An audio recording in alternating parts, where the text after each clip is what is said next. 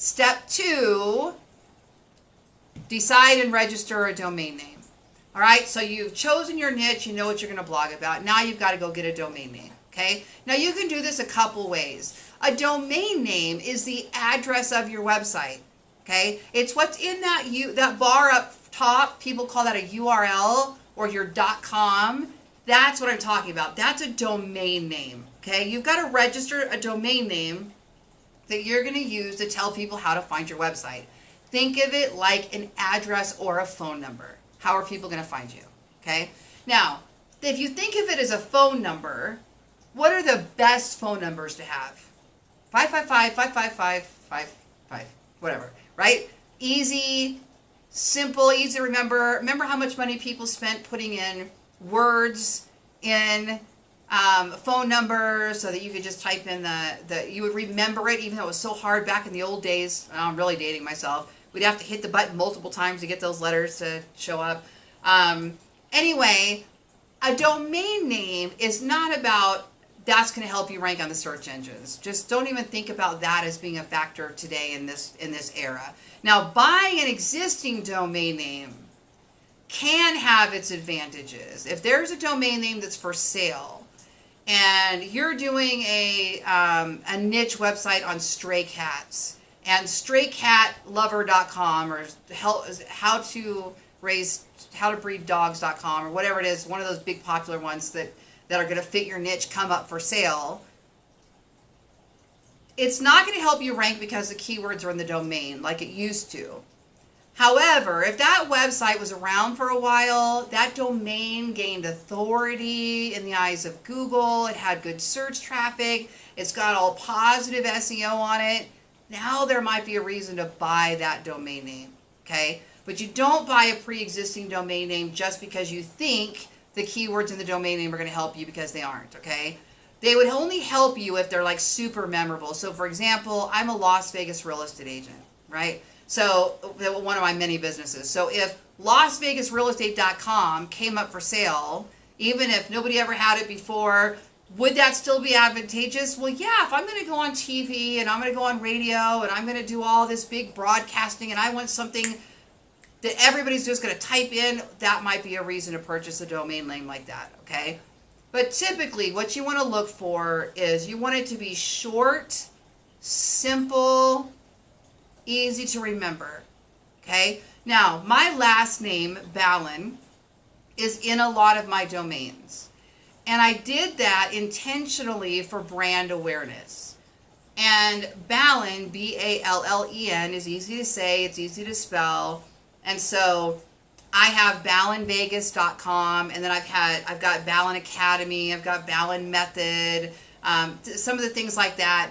And that's fine. And you'll notice that mine usually have 2 syllables. If they have 3 syllables, there's a specific reason for it. But I have KetoDays.com for my keto weight loss coaching company. I have BallenVegas.com for my real estate company, or BallenHomes.com for one of my websites. I have MidlifeMonarch.com for my midlife lifestyle blog. I have LoriBallen.com for my my general training, okay? So it's going to have 2 or 3 syllables, but 2 words is fantastic. I have one that has 3 words, and that's the7thstream.com, the 7th stream. And the reason for that is because I really, really wanted 7th Stream because of some things I'm working on. And somebody already has 7th Stream. Now, I don't like .net, .org, .info, .whatever, because people do not .remember, and they type in .com and then they go to your competitor's website. So I didn't want to do that. So I went with the 7th Stream with the hopes that potentially maybe I'll be able to eventually buy 7thstream.com, depending on what the company that has it does with it. So don't make yourself crazy trying to think of a domain name because you think it's going to help you rank on the search engines. Just forget about that. Think of it more as branding. How do I want people to, what do I want them to think of when they go to this website? Now, my coaching company for my keto program, ketodays.com.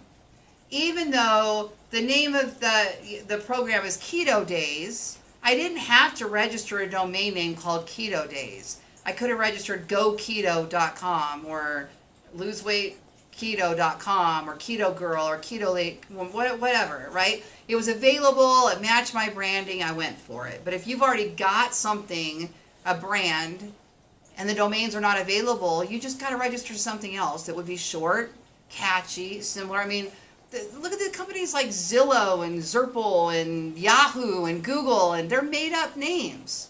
So it doesn't have to mean anything necessarily.